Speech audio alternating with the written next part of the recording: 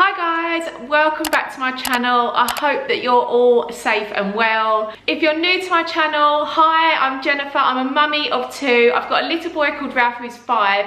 He's in year 1 of primary school, and a little girl called Olivia who has recently turned 2. Since being in lockdown, I felt under so much pressure to suddenly become a teacher, but I'm not a teacher, I'm just a mum. This isn't homeschooling. Homeschooling is a choice, something you prepare for. This is just home learning, and we're just trying our best.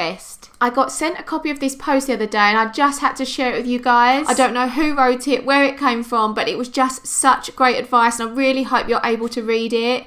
The words have just really hit home for me and it was just what I needed to hear. So I'm going to share my routine with you, but just remember everyone's routine is going to be different. We're all mums just trying our best. My children normally wake up around 6:30. We come downstairs, they might watch a little bit of telly or play with some of their toys. Then we will have breakfast. We try and start our day like we would if we was going to school. After breakfast, we will do spellings with Ralph. This is something we used to do before school anyway. I find the morning time is just the best time to do as much of the schoolwork as I can with him because it's when he's most alert, most willing, and it's also a nice little tick off our list to get something out the way nice and early. We use this Rainbow Phonics magnetic letters set. I've had it a little while. We got it from Amazon, but it's brilliant for practicing spellings. It's got all the letters, trigraphs and digraphs that your child needs. It just makes spellings a little bit more fun. If the morning's going well and we've got time, this is when I'll get Ralph to do a little bit of writing. This is our worst subject. It's the one thing Ralph doesn't like to do, so my tip is get the worst subject done early and the rest of the day goes a lot more smoothly. One thing I have done during home learning is ban iPads. They get them back at the end of the day, but if I start the day with them, it always ends up going wrong, so I just put them out of sight till a bit later. Then it's time to get us upstairs, all dressed, teeth cleaned and ready for the day. One thing I try to stick to a time limit on. If I can get everyone upstairs by 8:30, we seem to be able to get dressed without any stress or rushing. At 9 a.m, we try and start our day with the Joe Wicks live PE lesson. I do find a lot of the time this ends up being me doing it on my own and Ralph just dips in for the bits that he likes. So to change it up a few days, sometimes we will do Go Noodle instead, which is a YouTube channel, and I know something my son does in school. It's a little bit more child friendly and he goes a little bit crazy, but he loves the silly songs and dances. Or we might do Cosmic Kids Yoga, which is also a YouTube channel and another one that my son really enjoys.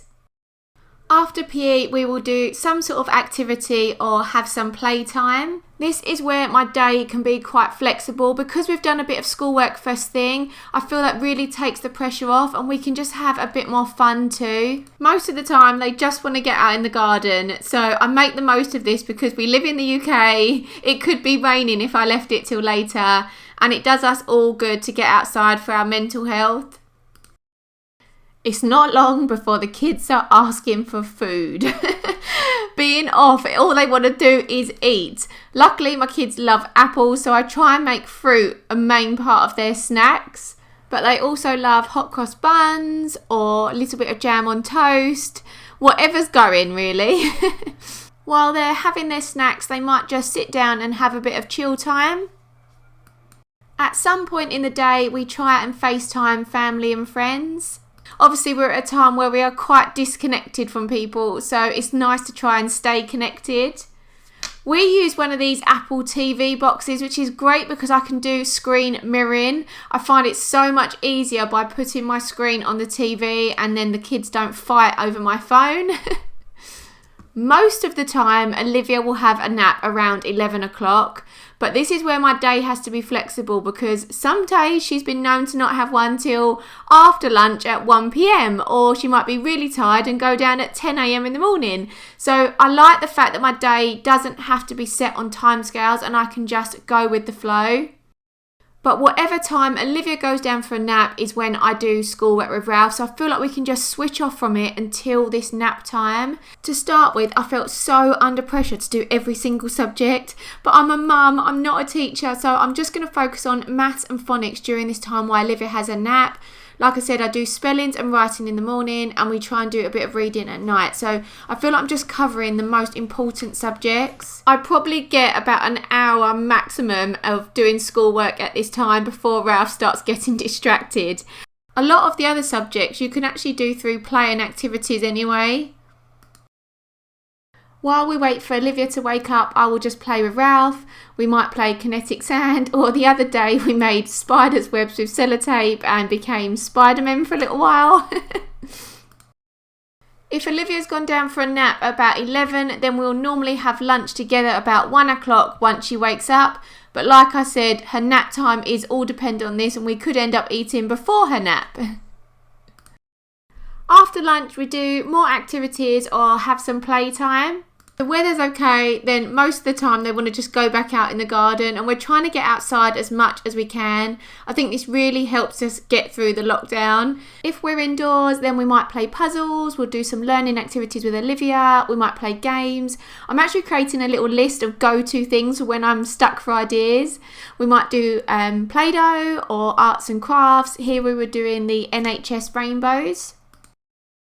At the end of our sort of school day, about 3:30, 4 o'clock, I will give the kids their iPad back. I feel like then this is officially their like downtime, and it's a bit of a reward for being so good in the day. It also keeps them quiet while I prepare dinner.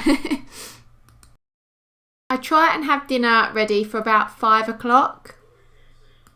At 7 p.m. is when we get the kids in bed. I put Olivia down first, and then I go and sit with Ralph. Ralph will read me some of his book, and then I will read him a bedtime story. This is what we always used to do while he was in school, so we are just sticking to the same routine that we did then. So that was like an average day for us. I try and keep things as relaxed as possible and just enjoy this extra time that we get to have with our kids. Thank you so much for watching. Stay safe, stay well, and I'll catch you next time.